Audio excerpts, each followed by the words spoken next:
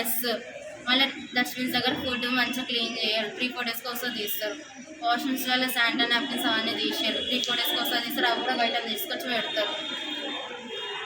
Food విషయానికి వస్తే మొత్తం వాటర్ లాంటి రైస్ అనేది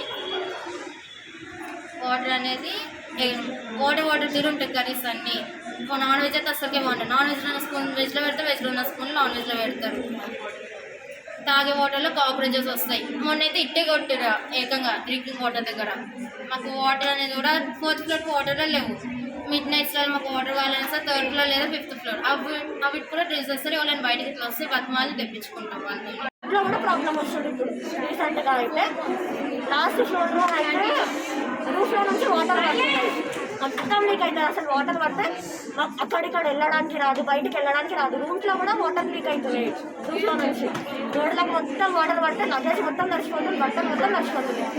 ఇంకా ఇక్కడ వెంటిలేషన్ ఉండలేదు. వెంటిలేషన్ కూడా మొత్తం క్లోజ్ చేసి పెట్టిరు. గాలి వస్తలేదు మాకు. మొత్తం క్లోజ్ చేసి పెట్టిరు. ఆరేసుకోవడానికి కూడా వేస్తలేరు. వాటర్ వచ్చి నిడుతుంది. మళ్ళీ జస్ట్ ఏదో మొత్తం అట్లా చేస్తుంది. Please subscribe .news.